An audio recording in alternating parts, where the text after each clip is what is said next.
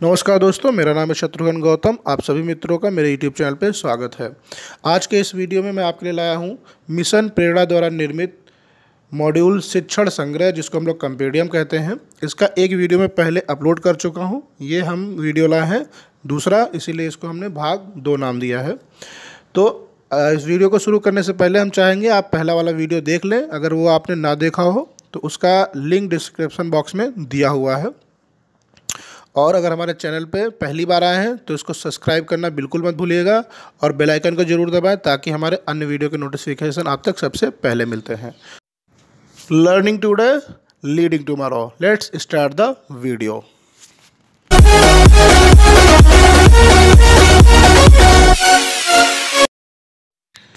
शिक्षण संग्रह मॉड्यूल में कुल 6 भाग हैं, जिसके मैंने 1, 2, 3 भाग पहले वीडियो में कवर कर रखे हैं। यहाँ पे मैं 4, 5, 6 भाग देखूँगा। तो सबसे पहले हम लोग शुरू करते हैं भाग 4, जिसके अंदर हम लोग सीखने के लिए आकलन है। जो मुख्यतः आकलन क्यों किया जाना चाहिए, आकलन शब्दों को किन पक्षों का किया जाना चाहिए, आकलन कैसे किया जाना चाहिए, आकलन से प्राप्त फीडबैक का उपयोग कैसे किया जाना चाहिए, इन टॉपिक्स पे आधारित है। तो चलिए इस पर चर्चा करते हैं। इस पर पूछे जाने वाले महत्वपूर्ण प्रश्नों को देखेंगे एक बार, और पूरे पाठ्यक्रम में क्या क्या है वो एक बार सरसरी नज़र से देख लेते हैं।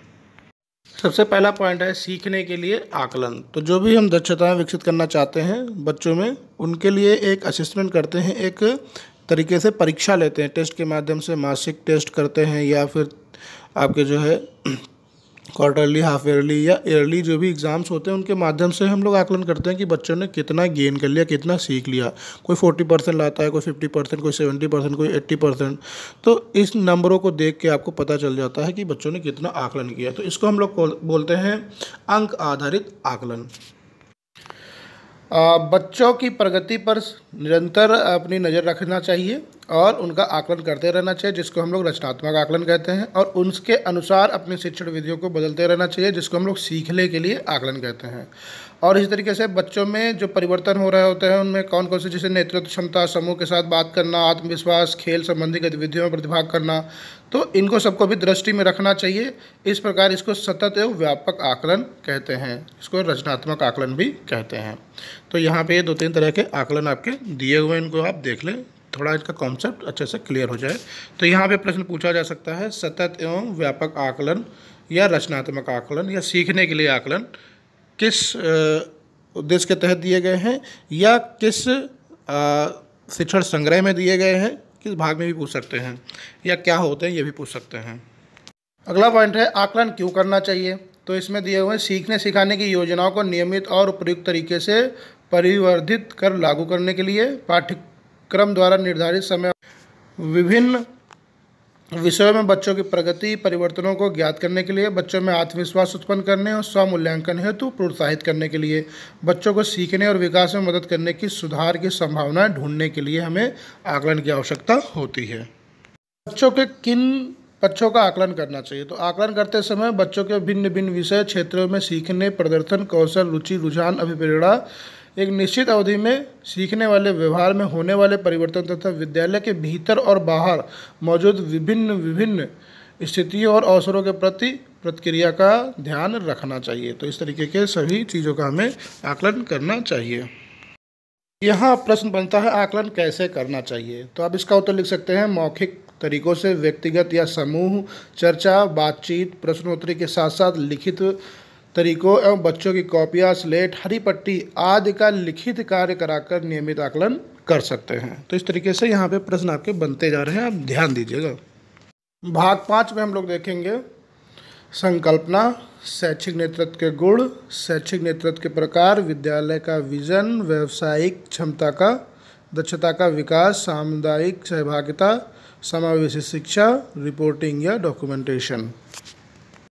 विद्यालय नेतृत्व। जब हम विद्यालय तंत्र की बात करते हैं तो सबसे पहले नेतृत्व विभिन्न स्तरों पर विभिन्न अलग अलग लोगों द्वारा प्रदान किया जाता है। जैसे विद्यालय स्तर पर प्रधानाध्यापक, तो ब्लॉक स्तर पर खंड शिक्षा अधिकारी, और बेसिक जनपद स्तर पर यानी जिला स्तर पर बेसिक शिक्षा अधिकारी द्वारा हमें नेतृत्व प्रदान किया जाता है। शैक्षिक नेतृत्व के गुण, तो यहाँ पे अकादमिक नेतृत्व प्रदान करने वाले प्रधानाध्यापक में निम्नलिखित गुण होने चाहिए। जैसे प्रधानाध्यापक के रूप में अपने दायित्वों को समझना, उनके प्रति नैतिक जिम्मेदारी लेना, विद्यालय परिसर का स्पष्ट विजन और स्वयं के विचारों को दूसरे तक पहुँचाने हेतु प्रभावी संप्रेषण कौशल का होना चाहिए, लक्ष्यों के अनुरूप योजना बनाना चाहिए, अपने साथ कार्य कर रहे लोगों को लक्ष्य और उनके प्राप्ति के तरीकों के प्रति स्पष्ट विजन होना चाहिए, भविष्य की संभावित चुनौतियों का पूर्वावलोकन, समान है उनके प्रगति अपने साथ कार्य कर सके। तो प्रधानाध्यापक में बहुत सारे गुण होना चाहिए। साथ में कार्य कर रहे शिक्षकों की टीम भावना होना चाहिए और सभी के विचारों को सुनना चाहिए और अन्य लोगों को स्वयं निर्णय और जिम्मेदारी लेने को प्रेरित करना चाहिए, स्वयं करके दूसरों के सामने उदाहरण प्रस्तुत करना चाहिए, अपने कार्य कर रहे शिक्षकों की सहायता करना चाहिए, दूसरों के व्यक्तिगत प्रयासों को भी सराहना चाहिए, स्वयं टीम के सदस्यों को सतत प्रोफेशनल विकास के लिए सदैव तत्पर रहना चाहिए। तो इस तरीके से एक प्रधानाध्यापक के ये गुण है। प्रधानाध्यापकों के लिए यहाँ पे कुछ कौशल बताए गए हैं। जैसे सत्ताधारी या निरंकुश नेतृत्व का एक स्टाइल होता है, इसमें नेता स्वयं निर्णय लेता है और अपने इच्छानुसार कार्य का संकलन कराता है। इसके अलावा लोकतंत्र या जनतंत्र या सहभागिता शैली, इसमें सभी की विश्वास करने वाले नेतृत्व टीम की राय से निर्णय लेकर योजना बनाई जाती है। और उसके बाद है स्वतंत्र शैली, इसमें इस प्रकार का नेतृत्व टीम के सदस्यों के कार्यों में हस्तक्षेप नहीं करता है, टीम के सभी सदस्य उद्देश्यों को समझते हुए आवश्यकता अनुसार कार्य करते हैं। तो इस तरीके से यहाँ पे 3 कार्य करने के अलग अलग आपके दिए हुए हैं, इनको आप देख सकते हैं। तो यहाँ पे प्रश्न आपसे पूछा जा सकता है कि इस मॉड्यूल में नेतृत्व शैली कितने प्रकार की दी गई है। तो यहाँ पे 3 तरह की नेतृत्व शैली दी गई है, सत्ताधारी, लोकतांत्रिक और स्वतंत्र नेतृत्व शैली। तो इसको आप अच्छे से समझ लीजिए, इससे प्रश्न आपसे पूछा जा सकता है। विद्यालय का विजन, तो जो प्रधानाध्यापक होता है विद्यालय का, उसके पास एक स्पष्ट विजन होना चाहिए कि उसके विद्यालय में कितने बच्चे, कितने टीचर हैं, कौन क्या पढ़ाता है, बच्चों की कितनी हमारे लर्निंग आउटकम हो रहे हैं, कितने बच्चे हमारे कमज़ोर हैं जिनको उपचारात्मक शिक्षण की आवश्यकता है। तो ये सब और जो भी योजनाएं बनाए उनमें सबकी सहभागिता ले, बच्चों के साथ साथ अपने टीचर्स के और अभिभावकों के भी। तो एक आदर्श विद्यालय के विजन में जो बिंदु होते हैं वो निम्नलिखित हैं।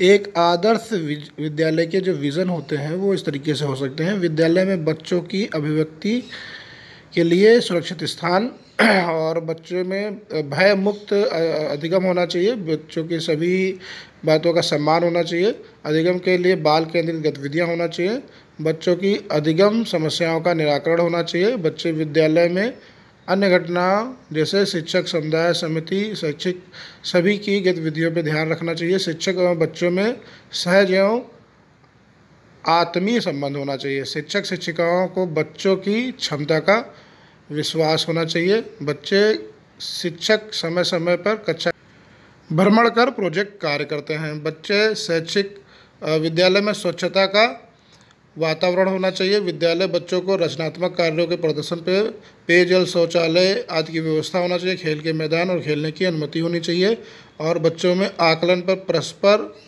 आत्मीय स्थापना की परंपरा हो, बच्चे पुस्तकालय और कंप्यूटर में खोजबीन करते नजर आने चाहिए, कक्षा में छोटे और बड़े समूह में कार्य करते हुए नजर आने चाहिए। तो इस तरीके से बहुत सारी जो चीज़ें आप सोच सकते हैं वो सब कुछ आपके विद्यालय में होना चाहिए, एक विज़न होना चाहिए आपके पास। तो आवश्यकताओं का आकलन या गैप पता कैसे करते हैं, तो यहाँ पे विद्यालय विज़न योजना का विकास योजना के एक निर्माण का एक तरीका दिया हुआ है जिसमें आवश्यकताओं का आकलन होना चाहिए सबसे पहले, उसके बाद आपका योग्यताओं का आकलन होना चाहिए, फिर कार्य योजना, उसके बाद कार्य योजना का क्रियान्वयन और सर्वेक्षण और कार्य योजना की रूपरेखा। तो इस तरीके से आप इसको कर सकते हैं। अब हम आवश्यकताओं का आकलन कर चुके, अब हम लोग कार्य योजना का निर्माण करेंगे। कार्य योजना में स्मार्ट लक्ष्य निर्धारण के पश्चात एक वास्तविक कार्य योजना का निर्माण किया जाता है, उसके बाद कार्य योजना का क्रियान्वयन और सहयोग। तो कार्य योजना बनने के बाद उसका कैसे क्रियान्वयन, कैसे उसको लागू किया जाए, उसके बाद कार्य योजना की समीक्षा। अब उसके जो भी आपने कार्य योजना लागू की है उसकी समीक्षा करना चाहिए। तो ये कुछ पॉइंट दिए हैं जिसके तहत आप लोग अपने कौशल को प्राप्त कर सकते हैं, अपने विद्यालय विजन को प्राप्त कर सकते हैं। सारणी 1 में आकलन परीक्षा परिणाम संबंधी आंकड़े दिए हैं और 2 में आपके कक्षा में बच्चों के प्रदर्शन और व्यवहार संबंधी आंकड़े दिए हैं और 3 में शिक्षक के प्रदर्शन संबंधी आंकड़े दिए हैं।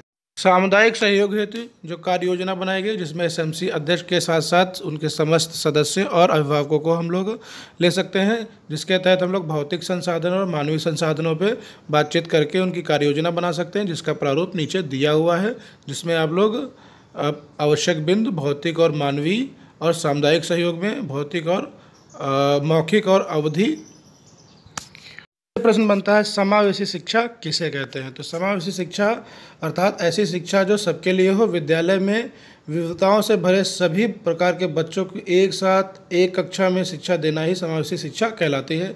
समावेशी शिक्षा से तात्पर्य वह शिक्षा जिसमें किसी एक विशेष व्यक्ति श्रेणी पर निर्भर न होकर सभी को शामिल किया जाता है, जिसकी विशेषताएं यह विद्यालय में नामांकित सभी बच्चों के लिए है। बच्चों के शारीरिक, मानसिक और बौद्धिक स्तर का खास तौर पर ध्यान रखना चाहिए।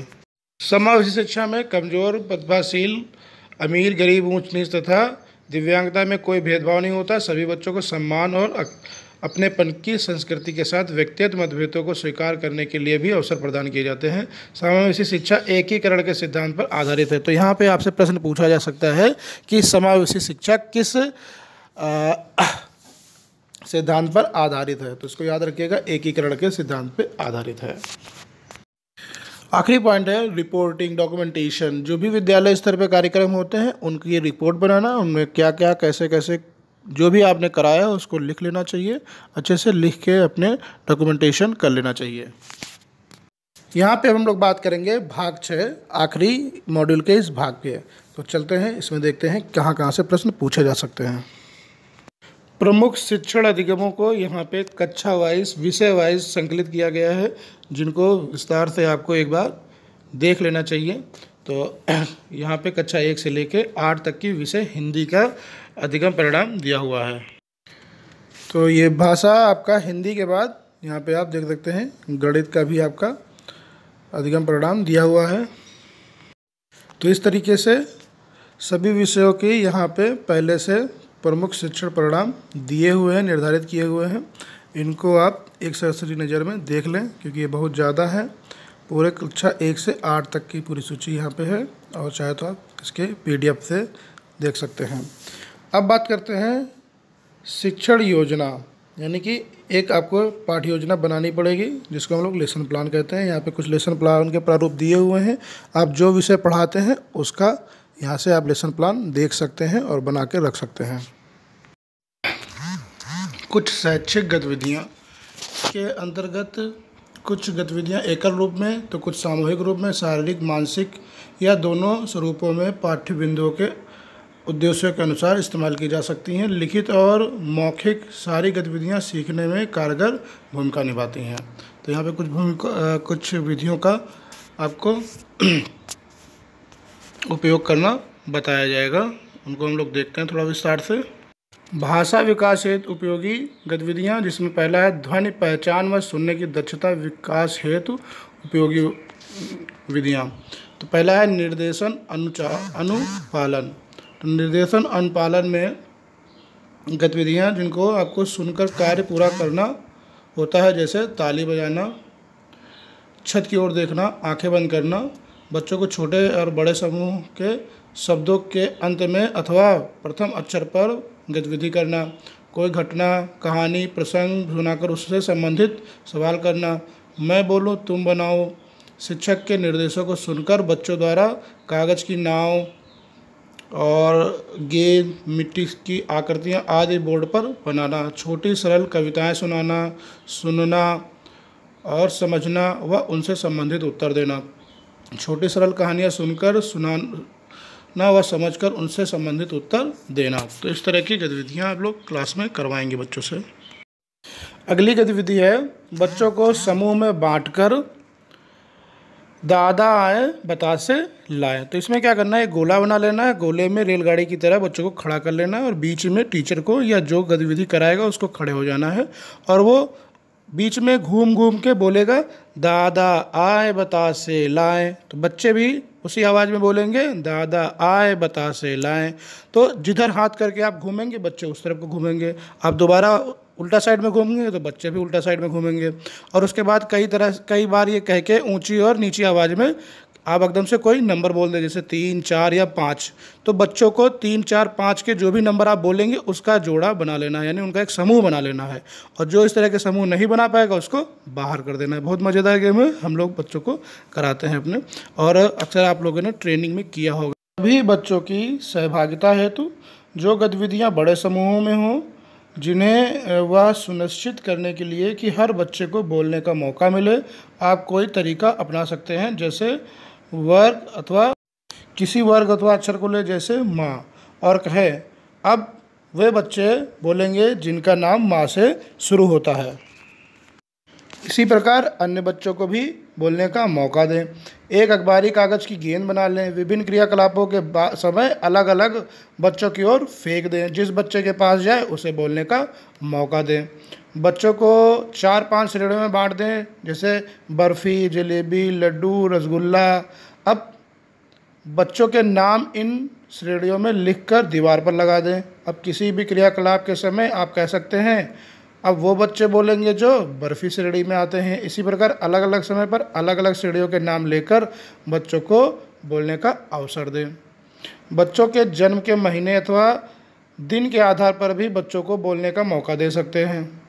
सुनो और बताओ, बच्चों को गोलाकार में बैठाकर मोबाइल फ़ोन या अन्य किसी माध्यम से विभिन्न परिचित ध्वनियाँ सुनाएं, जैसे किसी पशु पक्षी की आवाज़, बस का हॉर्न, रेल की आवाज़। इस तरह की ध्वनियाँ सुना के उनसे पूछें, उनको बोलने का मौका दें। अगली गतिविधि है एक बोले दूसरा बताए। गोलाकार में बैठाकर बच्चे जोड़े में एक दूसरे की ओर मुँह करके बैठ जाएं और एक दूसरे से कुछ जानवरों, पक्षियों आदि की आवाज़ें करके पूछें। 11वें नंबर पे है यह गिनो और बताओ। बच्चों को किसी परिचित परिवेशीय चित्र दिखाकर पूछे कि चित्र में क्या दिखाई दे रहा है। बच्चे पूरा वाक्य में उत्तर देंगे, जैसे चित्र में लड़की आम खा रही है। इसके बाद शिक्षक वाक्य में आए हुए शब्दों को आराम से बोलेंगे और एक बच्चे से कहेंगे कि प्रत्येक शब्द के बाद ताली बजाएंगे और इस दौरान बाकी बच्चे तालियों की संख्या गिनेंगे। तो इस तरीके से गतिविधि करा सकते हैं। अगली विधि है कौन सा शब्द अलग। बच्चों को गोल घेरे में बिठा के 4 शब्द बोले, जिसमें 3 शब्द एक तरह की लय के हों और एक शब्द अलग हो, जैसे गीता, रीता, सीता और मधु। तो इसमें कौन सा नाम अलग है? मधु। तो ये बच्चों को बताने का अवसर दें। इसके बाद है कुछ मज़ेदार वाक्य बना ले, जैसे हरा समंदर, गोपी चंदर, बुल मेरी मछली, कित्ता पानी। बच्चे इस वाक्य में से समान लय वाले शब्द जोड़कर बनाएंगे, जैसे समंदर। तो इस तरीके से गतिविधि आप करा सकते हैं। 15वें नंबर पे है हम भी जोड़ें तुम भी जोड़ो। तो इसमें क्या करना है, कोई कविता लेंगे और उसके अधूरे वाक्य लेंगे, जैसे भालू आया छम छम, ढोल बजाया डम डम। अब बच्चों के साथ गोल घेरे में घूमते हुए लय में बोलेंगे भालू आया छम छम, ढोल बजाया ढम ढम। घूमते घूमते किसी भी बच्चे के सिर पर हाथ रखकर उससे कविता के आगे पंक्ति जोड़ने को कहेंगे। जैसे कि बच्चा जोड़ेगा भालू आया छम छम, ढोल बजाया ढम ढम, घर से निकले हम। इसी प्रकार अन्य कविता की पंक्तियों के साथ गतिविधि को आगे बढ़ाएंगे और बच्चों को खूब मज़ा आने वाला है। अगली विधि है मेरे आसपास। तो बच्चों को एक गोले में बिठा लीजिए और अपने बच्चों से कहिए कि आप अपने आसपास की जितनी भी चीज़ें दिख रही हैं उनको देख के कोई 2 चीज़ों के नाम याद रखिए और उनके नाम जब आपके पास बॉल आ जाएगी तो आपको बताना पड़ेगा। फिर एक बॉल जो कागज़ की होती है उसको बच्चों को दे दीजिए और वो एक दूसरे को पास करेंगे और आप ताली बजाते हुए उसको पास कराते रहिए, चाहे तो उसमें नंबर भी बोल सकते हैं।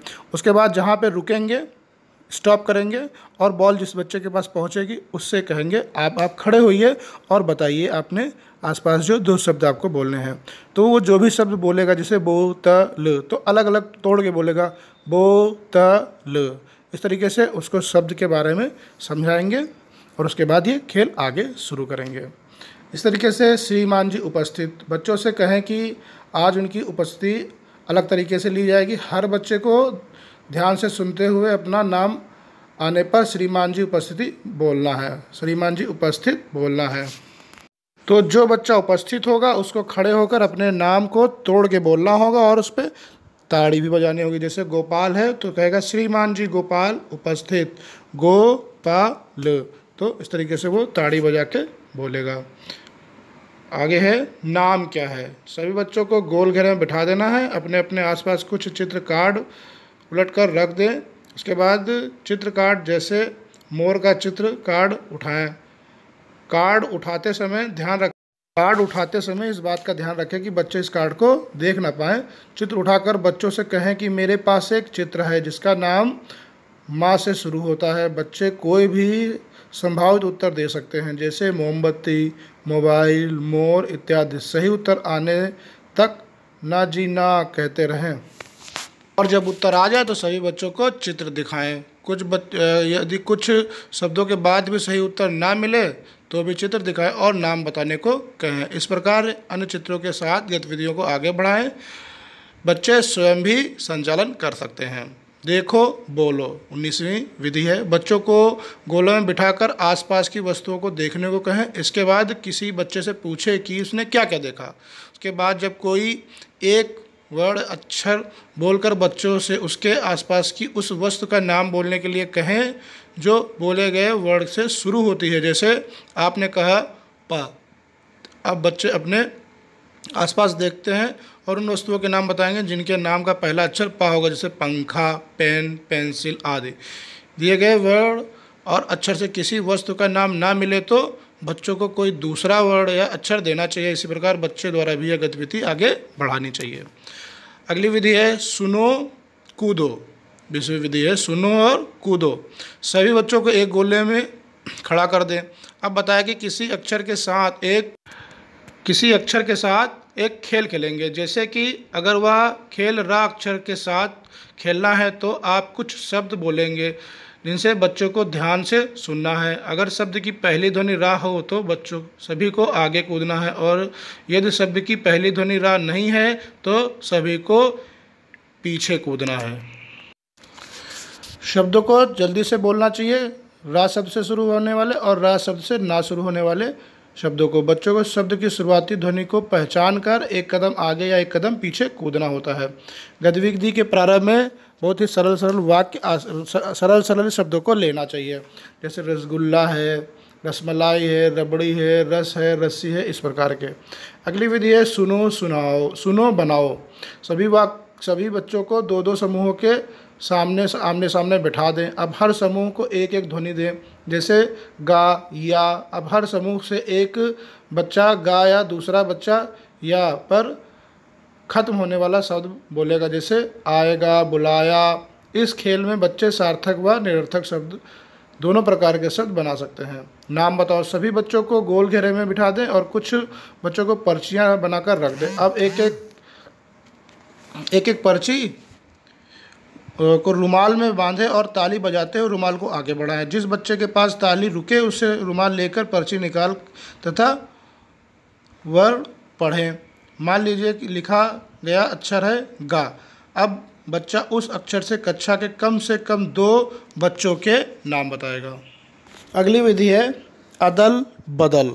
इसमें क्या करना है, 4-4 के समूह में बच्चों को बिठा दें। उसके बाद हर समूह को उनके बस्ते की वस्तुएं बाहर निकाल कर रखने के लिए कहें। बच्चों को स्पष्ट कह दें कि हर समूह के सामने जो वस्तुएं रखी हैं उसके नाम के पहले अक्षर को शिक्षक द्वारा समूह को दिए गए अक्षरों से बदलकर बोलना है। जैसे कि यदि शिक्षक ने किसी समूह को वर्ड दिया का, तो उस समूह को अपने सामने रखी हर वस्तु के नाम में पहला अक्षर का जोड़कर ही बोलना है। अब प्रत्येक समूह को एक एक अक्षर दे, जैसे बा, हा, ना, टा। अब प्रत्येक समूह को अपने पास उपलब्ध सामान की पहली ध्वनि को दी गई ध्वनि से बदलना है, जैसे बस्ता, नस्ता, किताब, निताब, पेन, नेन इत्यादि। अगली विधि है 24 अद्भुत अक्षर। इसमें क्या करना है, बच्चों को गोलाकार में बिठा दें और उसके बाद कविता की कुछ पंक्तियाँ बोले, जैसे लाठी लेकर भालू आया छम छम छम। बच्चों को 3-4 बार इस पंक्ति को सुनाने के बाद उन्हें एक वर्ण दे, जैसे माँ, तथा कहे कि अब हर शब्द के पहले वर्ण के स्थान पे माँ को रख कर पंक्ति बोलना है, जैसे भालू। ठीक है, तो लाठी लेकर भालू आया तो ला की जगह माँ हो जाएगा। माठी में कर मालू माया मम मम मम। तो इस तरीके से एक नई तरह की कविता बन जाएगी और बच्चों को बड़ा मज़ा आएगा। कुछ लोग जोड़ेंगे तो और जब बच्चे बोलेंगे तोतली आवाज़ में तो और मज़ा आएगा, करके देखिएगा। तो यहाँ पे बोलने की क्षमता का विकास की कुछ सहायक गतिविधियाँ दी हैं, जैसे बच्चों को अपने बारे में बोलने दें और कोई चित्र दिखाए उसके बारे में, शिक्षक के बारे में, रिश्तेदारों के बारे में, अपने कक्षा के बारे में, ठीक है। तो इस तरीके से यहाँ पे बहुत सारी ये सब चीज़ें दी हुई हैं, इनके बारे में बच्चों को अवसर दें, बोलने दें एक बार, और उनकी झिझक इस तरह से बोलने से ख़त्म होगी। बोलने की दक्षता की जो विधियां हैं उसमें पहला है बोलो बोलो क्या क्या होता। तो बच्चों को एक गोलाकार आकार में खड़ा कर देंगे, उनको रेलगाड़ी की तरह चलने के लिए कहेंगे। आप घेरे के अंदर बोलो बोलो क्या क्या होता कहते हुए ताली बजाते हुए चलें। बच्चे दोहराएं बोलो बोलो क्या क्या होता। चलते चलते किसी बच्चे के सामने जाकर कहें मीठा। वह बच्चा मीठी चीज़ का नाम बताएगा। बच्चों के द्वारा गतिविधि को इस तरह से आगे बढ़ाएं। कार्ड उठाओ, नाम भाव बताओ। तो दूसरी विधि है कार्ड उठाओ भाव बताओ। तो पहले से बच्चों को गोले में बिठा के कुछ मुद्राओं के चित्र लेके उनके भाव लिख लेने हैं। जैसे बच्चे का हंसता हुआ चेहरा और चिंता शर्माते हुए चेहरा बच्चों को उसकी शर्ट के रंग के अनुसार बुलाया जाए। मान लीजिए कोई बच्चा आता है साक्षर का और उन कार्डों में से कार्डों को लेता है और उनके भाव देखकर उनसे पूछा जाता है आप बताएं कि आपका ये भाव कब हुआ था, किसी बात पर हुआ था, या किस बात पर आप हंसे थे, रोए थे, गुस्सा हुए थे। इस तरह से आप उनसे पूछ सकते हैं। पसंद नापसंद, कुछ पशु पक्षी फल सब्जियों के चित्र कार्ड अथवा चित्र चाट लें, उन्हें बच्चों के बीच रख दें और दीवार पर टांग दें। कागज़ की गेंद की मदद से बारी बारी सभी बच्चों को मौका दें। बच्चे चित्र में अपनी पसंद और नापसंद के बारे में बताएं तथा पसंद नापसंद का कारण भी प्रस्तुत करें। 4 पॉइंट है अगर कहीं मैं तोता होता। बच्चों को अगर कहीं मैं तोता होता कविता बताएं और उसके बाद कविता में पशु पक्षियों के नाम बदलकर वाक्यों में बदले। जैसे कि कहीं कोई बच्चा कहे कि अगर कहीं मैं हाथी होता, तो अब वो बच्चा जब ये कहता है तो आप उससे पूछें, मज़ेदार वाक्य बनाने के लिए कहें कि अगर आप हाथी होते तो क्या क्या करते हैं। इसके बाद अगली विधि है सुनो और बनाओ। बच्चों को यू शेप में बिठा दें, किताबों से कोई चित्र ले, बच्चों को उस चित्र के बारे में बोलते जाएं और बच्चे सुनकर चित्र बनाने का प्रयास करें। जैसे चित्र में सबसे नीचे एक कागज़, एक तालाब है, तालाब में एक कमल का फूल है, तालाब में 2 बतखें तैर रही हैं, तालाब के किनारे एक आम का पेड़ है, पेड़ पर आम लगे हैं, एक बंदर आम खा रहा है। बच्चों द्वारा चित्र बना लेने के बाद उन्हें अपने बनाए चित्र को वास्तविक चित्र से मिलान करें। इसके बाद कोई दूसरा चित्र लेकर किसी बच्चे से उसके निर्देश बुलवाएं, बाकी बच्चे चित्र बनाएंगे। 6वां नंबर है कैसे बनाया ऐसे बनाया। तो बच्चों को किसी भी छुट्टी के दिन घर से कागज़, दफ्ती, मिट्टी, कपड़ा, टूटी फूटी वस्तुएं, ढक्कन, बोतल, छिलके, तीली आदि से किसी भी चीज़ से बनाकर कुछ लाने को कहें और अगले दिन कक्षा में सभी बच्चों के सामने उसका प्रदर्शन करने को कहें और बच्चे से पूछे कि उसने उसको कैसे बनाया और वो उसको बताएगा कि उसने ऐसे बनाया।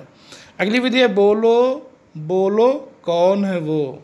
तो इसमें बच्चों को गोलाकार या यू शेप में बिठा देते हैं, फिर बच्चों से कहें कि मेरी मुट्ठी में एक फल है, बताओ वह क्या है।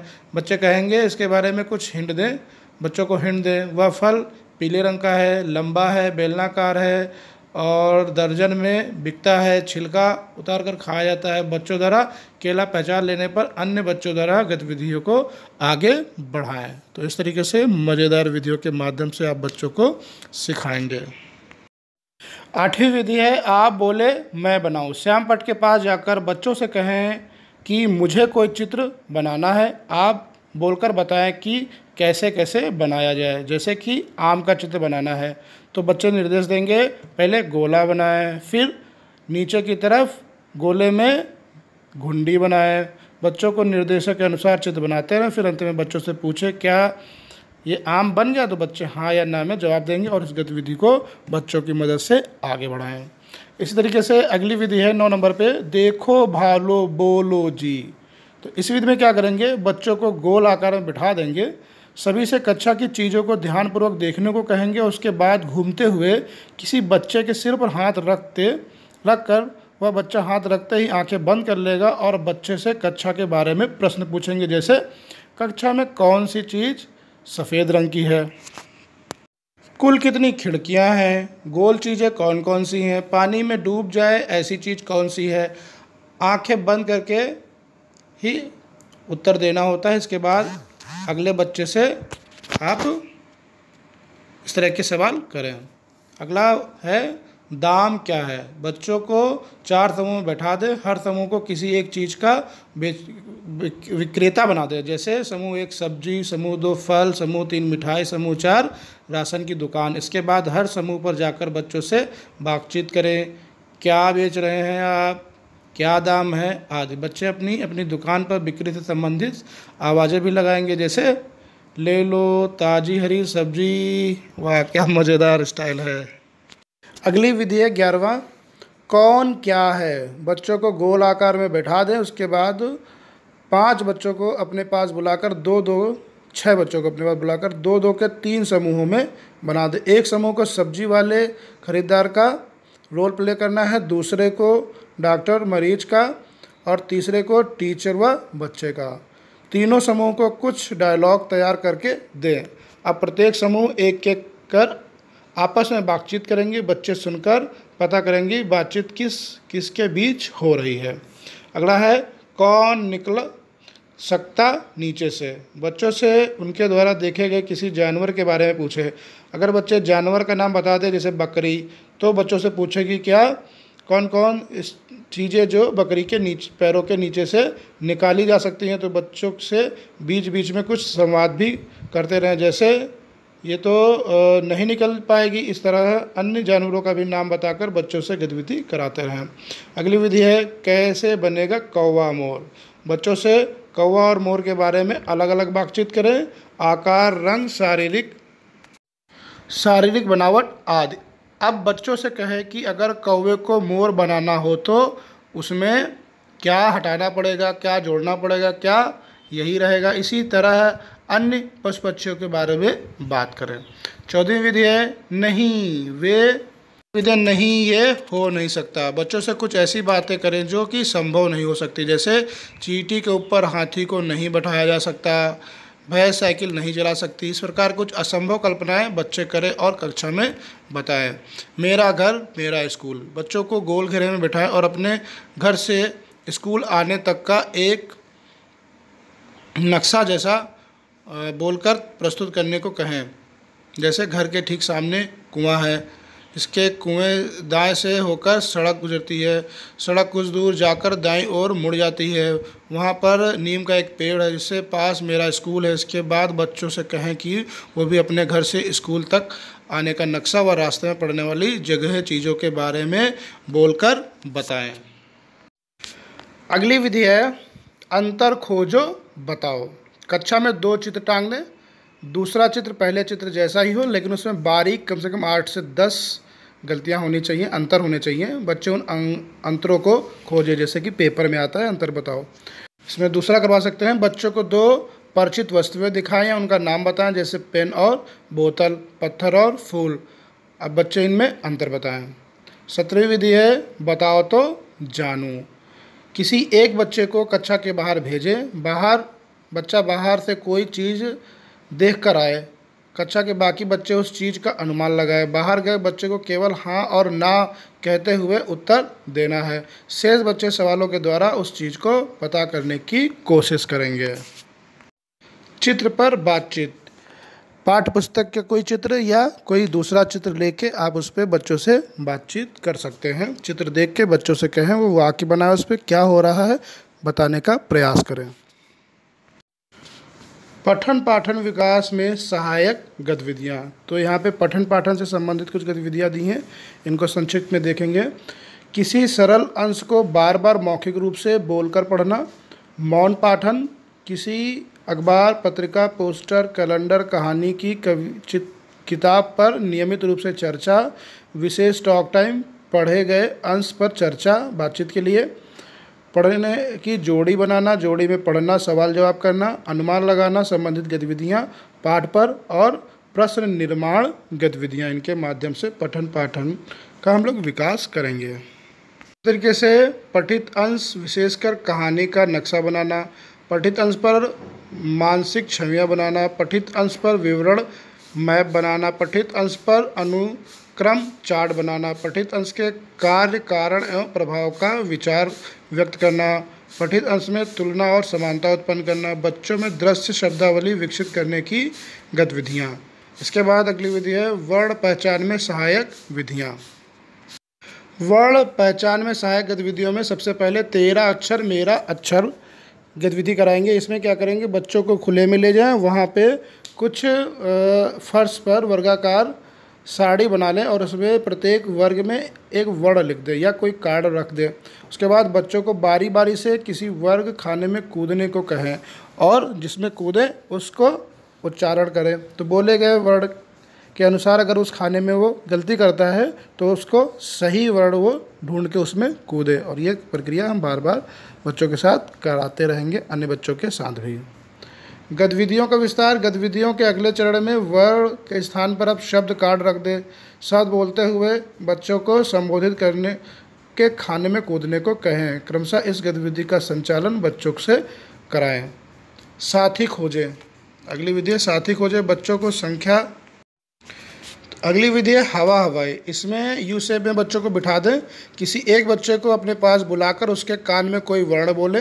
बच्चा हवा में उंगली के इशारे से उस वर्ण को बनाएगा, बाकी बच्चे उस वर्ण को पहचान कर उच्चारण करेंगे। सभी को अवसर दे ऐसी गतिविधि को आगे बढ़ाने का। इसमें दूसरी तरह से गतिविधि कर सकते हैं, दो दो के समूह बनाकर और निर्देश दे कि जोड़े में एक बच्चा दूसरे बच्चे की पीठ पर उंगली से कोई वर्ण लिखेगा, दूसरा बच्चा उस वर्ण को बोलकर बताए। यही काम दूसरा बच्चा पहले वाले बच्चे की पीठ पर लिखेगा और वो उसको बोल के बताएगा। तो इस तरीके से इस गतिविधि को आगे बढ़ाना है सभी बच्चों के साथ। अगली विधि है चुनो बनाओ। तो बच्चों को बाहर मैदान में ले जाए और वहाँ से कंकड़ पत्थर तीलियाँ पत्तियाँ जो भी उनको मिलता है, ढक्कन या जो भी चीज़ें एकत्र कर पाते हैं उनको लेके आए। अब बच्चों को बड़े और छोटे समूह में बिठा दें। अब कोई वर्ण बोले, बच्चे चुनकर लाई गई सामग्री से उस वर्ण को बनाएंगे। गतिविधि को विस्तार देते हुए यह कार्य सरल शब्दों के लिए भी कराया जा सकता है। अगली विधि है हाँ जी ना जी। बच्चों को 3-4 छोटे शब्दों में बिठाएं, हर समूह को वर्ण बोलकर दें। ध्यान दें हर तालिका में वर्ण अलग अलग लिखे हों। अब कोई शब्द बोले जैसे टहल। जिस बच्चे की तालिका में इस शब्द का पहला अक्षर यानी टा हो वह बच्चे बोलेंगे जी हाँ और बाकी बोलेंगे ना जी। अगली विधि है शब्द बनाओ और बताओ। बच्चों को 4 समूह में बिठा देते हैं, उसके बाद समूह को वर्ण काट देते हैं। अपनी ओर से कुछ शब्द बोले जैसे चर पर टर नहर। बच्चे उन शब्दों को छांट कर मिलाएंगे तथा उन शब्दों को बनाएंगे। इस गतिविधि के अगले चरण में बच्चे आपस में इस गतिविधि को आगे बढ़ाएंगे और स्वयं भी कुछ नए शब्द बनाएंगे, जिसमें वर्ण चक्री से शब्द बनाएंगे, फिसल पट्टी से शब्द बनाएंगे, पॉकेट वर्ड से शब्द बनाएंगे, बारह खड़ी से शब्द बनाएंगे। इसी तरीके की कुछ गतिविधियां हैं जोड़े में अंताक्षरी। तो इसमें बच्चों को 2-2 जोड़े में बिठा के एक दूसरे के साथ अंताक्षरी कराएंगे। मेरा अक्षर मेरा शब्द। इसमें कुछ वर्ड चार्ट लेंगे और सब चार्ट टांग देंगे। एक डब्बे अथवा गोले में वर्ण अथवा दूसरे में शब्द कार्ड। बच्चे एक एक करके आएंगे और अपने गोले अथवा डब्बे से वर्ण और शब्द उठाएंगे।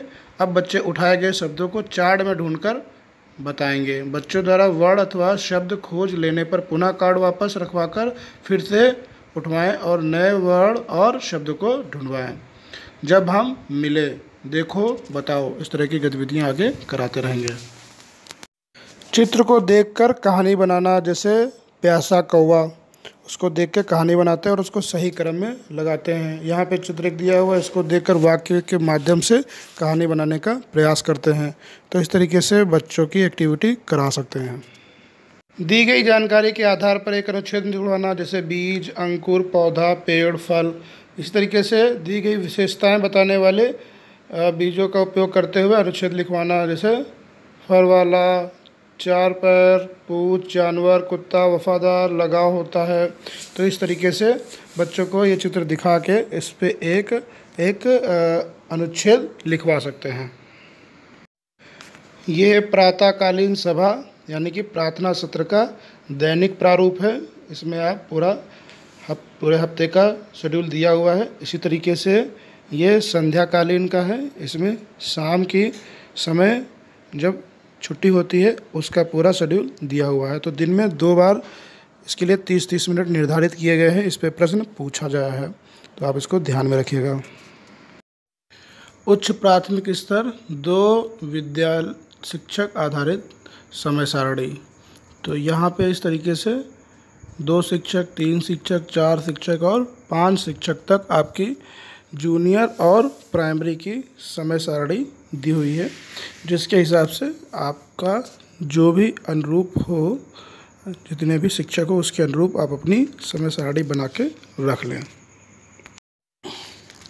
राष्ट्रीय पाठचर्या की रूपरेखा 2005 संक्षिप्त परिचय। तो आपसे इस पे पूछा जा सकता है प्रश्न, जैसे ये किस पेज पे दिया हुआ है और इस समिति के अध्यक्ष कौन थे। तो इस समिति के अध्यक्ष थे प्रोफेसर यशपाल जी, जिनकी अध्यक्षता में एक राष्ट्रीय संचालक समिति और 21 राष्ट्रीय फोकल समूह का संगठन था। इस समूह के माध्यम से देश के हर हिस्से में संगोष्ठी, विचार विमर्श एवं बड़ी तादाद में प्राप्त लोगों की प्रतिक्रियाओं पर चिंतन करते हुए राष्ट्रीय संचालन समिति ने राष्ट्रीय पाठचर्या की रूपरेखा 2005 नामक दस्तावेज प्रस्तुत किया।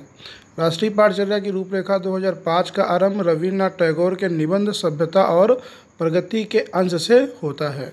तो यहाँ से भी एक प्रश्न बनता है कि 2005 राष्ट्रीय पाठचर्या की रूपरेखा की शुरुआत कहाँ से होती है। तो रविन्द्रनाथ टैगोर के निबंध सभ्यता और प्रगति को याद रखिएगा, जिसमें साथ खेलने वाले बच्चों में एक बच्चे को महंगा खिलौना मिल जाता है। उस खिलौने को पाकर वह बच्चा सबसे दूर चला जाता है और एकांकी हो जाता है। टैगोर के शब्दों में, अपनी उत्तेजना में वह एक बीज भूल गया। यह तथ्य जो उस वक्त उसे बहुत मामूली लगा कि इस प्रलोभन में एक ऐसी चीज़ खो गई जिसके खिलौने में कहीं श्रेष्ठ थी, एक श्रेष्ठ और पूर्ण बच्चा, और खिलौने में महज उसका धन व्यय होता था। बच्चे की रचनात्मक ऊर्जा नहीं, न ही उसके खेल में बच्चे का आनंद था और न ही उसके खेल की दुनिया में साथियों का। राष्ट्रीय पाठचर्या की रूपरेखा 2005 शिक्षा के उन प्रत्यक्ष और अप्रत्यक्ष आयामों को वांछनीयता पर विस्तृत चर्चा एवं तार्किक दृष्टिकोण प्रस्तुत करती है, जो बच्चों के सर्वांगीण विकास के लिए आवश्यक होते हैं। इसी परिप्रेक्ष्य में इस दस्तावेज में सामाजिक न्याय और समानता के संवैधानिक मूल्यों पर आधारित एक लोकतांत्रिक, धर्मनिरपेक्ष, समतामूलक और बहुतावादी समाज की कल्पना को साकार करने के लिए शिक्षा के व्यापक उद्देश्य निहित किए गए हैं, जिसमें है विचार और कर्म की स्वतंत्रता, दूसरों के प्रति संवेदनशीलता, नई परिस्थितियों का सामना करना, लोकतांत्रिक प्रक्रिया में भागीदारी, आर्थिक प्रक्रियाओं तथा सामाजिक बदलाव में योगदान की क्षमता विकसित करना, गुणवत्तापूर्ण शिक्षा और शैक्षिक उद्देश्यों की सुनिश्चित करने के लिए राष्ट्रीय पाठचर्या की रूपरेखा 2005 के विभिन्न अध्यायों में विस्तृत चर्चा की गई, जिनका संक्षिप्त विवरण निम्नलिखित है। प्रथम अध्याय परिप्रेक्ष्य में शिक्षा की गुणवत्ता, शिक्षा के सामाजिक संदर्भ एवं शिक्षा के लक्ष्यों को बच्चों को क्या पढ़ाया जाए, कैसे पढ़ाया जाए की कसौटी पर व्यापक रूप से विचार करते हुए पाठचर्या निर्माण के निम्न 5 निर्देशक सिद्धांतों का प्रस्ताव रखा गया है। नंबर 1 है ज्ञान को स्कूल के बाहरी जीवन से जोड़ना। 2 है पढ़ाई रटंत प्रणाली से मुक्त हो या सुनिश्चित करना। तीसरा है पाठचर्या का इस प्रकार संवर्धन कि वह बच्चों को सर्वांगीण विकास के अनुसार मुहैया कराया जाए, बजाय इससे कि पाठ्यपुस्तक केंद्रित बनकर रह जाए। परीक्षा को अपेक्षाकृत अधिक लचीला बनाना और कक्षा की गतिविधियों से जोड़ना। एक ऐसी पहचान का विकास करना जिससे प्रजातांत्रिक राज्य व्यवस्था के अंतर्गत राष्ट्रीय जिसके अंतर्गत राष्ट्रीय चिंताएं समाहित हों। अध्याय 2 सीखना और ज्ञान में ज्ञान की प्रकृति और बच्चों को सीखने की कार्य नीतियों पर चर्चा की गई है। तीसरे पाठ में पाठचर्या के क्षेत्र स्कूल की अवस्थाएं एवं आकलन दिया है। चौथे अभ्यास में विद्यालय एवं कक्षा का वातावरण और पांचवें में है व्यवस्थागत सुधार। तो इस तरीके से इसमें 5 अध्याय के तहत इसको कंप्लीट किया गया है। इसको एक बार आप अच्छे से देख लें, इसमें से प्रश्न पूछे जा सकते हैं। राष्ट्रीय पाठचर्या की रूपरेखा 2005 तथा निःशुल्क और अनिवार्य बाल शिक्षा का अधिकार अधिनियम 2009 के अंतर्गत विद्यालय में गुणवत्तापूर्ण शिक्षा के विभिन्न घटकों बच्चा, शिक्षक, समुचित संसाधन, सामुदायिक सहभागिता, भय, डर, तनाव, चिंता मुक्त वातावरण, सतत अकादमिक अनुसमर्थन, प्रशिक्षण, समुचित शैक्षिक शिक्षण सामग्री एवं शिक्षण आकलन की उपयुक्त विधियों पर विस्तृत चर्चा की गई है। इन घटकों के प्रति परिवर्तित दृष्टिकोण से हमारे विद्यालय जीवंत और समृद्ध विद्यालय, याद रखिएगा, जीवंत और समृद्ध विद्यालय और गुणवत्तापूर्ण शिक्षा से हमारे बच्चे एक श्रेष्ठ और पूर्ण बच्चे के रूप में विकसित होंगे। तो ये दोनों लाइनों को अंडरलाइन कर लीजिएगा, इनसे प्रश्न पूछे जा सकते हैं। ये टॉपिक बहुत महत्वपूर्ण है, निःशुल्क एवं अनिवार्य बाल शिक्षा अधिकार अधिनियम 2009। तो यहाँ से आपसे कई प्रश्न पूछे जा सकते हैं। जहाँ से प्रश्न पूछे जा सकते हैं वहाँ पे अंडरलाइन में कर दूंगा, ध्यान दीजिएगा। तो पहला प्रश्न है कि इसको कब लागू किया। तो इसको लागू किया गया 1 अप्रैल 2010 से, और इसके तहत बच्चों की जो उम्र होती है वो होती है 6 से 14 वर्ष के बच्चों के लिए। इसके अंदर निःशुल्क और अनिवार्य शिक्षा का अधिकार लागू किया गया था। तो विश्व में ऐसे बहुत से कम देश हैं जहाँ पर इस तरह की व्यवस्था लागू है। तो ये भारत में लागू होना एक बहुत बड़ी बात है। ऐतिहासिक दृष्टि में देखा जाए तो 1870 में ब्रिटेन में अनिवार्य शिक्षा अधिनियम पारित होने के उपरांत सर्वप्रथम हर एक बच्चे को निःशुल्क एवं अनिवार्य शिक्षा प्रदान करने की मांग ज्योतिबा राव फूले द्वारा 1882 में हंटर कमीशन से की गई थी। तो इस लाइन को याद रखिएगा। यहाँ से एक प्रश्न बनता है कि सर्वप्रथम निःशुल्क एवं अनिवार्य शिक्षा की मांग किसने की थी, ये भी पूछा गया था एक जगह। आगे फिर है, लेकिन इनकी मांग स्वीकार नहीं की गई। इसके बाद 1906 ईस्वी में इंपीरियल लेजिस्लेटिव असेंबली में श्री गोपाल कृष्ण गोखले द्वारा भारतीय बच्चों को निःशुल्क एवं अनिवार्य शिक्षा का अधिकार प्रदान करने की मांग की गई, किंतु उन्हें भी असफलता यानी कि सफलता प्राप्त नहीं हुई। 1937 में महात्मा गांधी जी ने वर्धा में राष्ट्रीय शिक्षा परिषद की बैठक में भी सभी बच्चों के लिए सार्वभौमिक शिक्षा का प्रस्ताव रखा, लेकिन वहाँ भी ये वित्तीय संसाधन की कमी होने के कारण लागू नहीं हो पाया। 1948-49 में संविधान सभा के समक्ष भी यह प्रश्न उत्पन्न हुआ, किंतु संविधान सभा की सलाहकार समिति ने इससे मौलिक अधिकार न मानते हुए नीति निर्देशक सिद्धांत की सूची में स्वीकार किया गया। तो नीति निर्देशक सिद्धांत के अनुसार अनुच्छेद 45 के अनुसार राज्य इस संविधान के लागू होने के 10 साल की अवधि में सभी बच्चों के लिए, जब तक कि वे 14 साल की उम्र को प्राप्त नहीं कर लेते, निःशुल्क एवं अनिवार्य शिक्षा उपलब्ध कराने का प्रयास करेंगे। तो यहाँ से प्रश्न बनता है कि संविधान के नीति निर्देशक सिद्धांत के किस अनुच्छेद में अनिवार्य एवं निःशुल्क शिक्षा को रखा गया था सबसे पहले। अगला प्रश्न देखिए, सभी बच्चों के लिए शिक्षा की उपलब्धता के संबंध में उच्चतम न्यायालय द्वारा 1993 में प्रदत्त निर्णय में यह कहा गया कि शिक्षा के बिना जीवन का अधिकार अपूर्ण है, अतः 14 वर्ष तक के समस्त बच्चों को निःशुल्क प्रारंभिक शिक्षा प्रदान करने का राज्य का दायित्व है। इस निर्णय के उपरांत 86वां संविधान संशोधन 2002 के उपरांत मूल अधिकारों में अनुच्छेद 21A सम्मिलित किया गया, जिसके अनुसार राज्य 6 से 14 वर्ष के आयु वर्ग वाले सभी बच्चों के लिए निःशुल्क एवं अनिवार्य शिक्षा उपलब्ध कराने का ऐसी रीति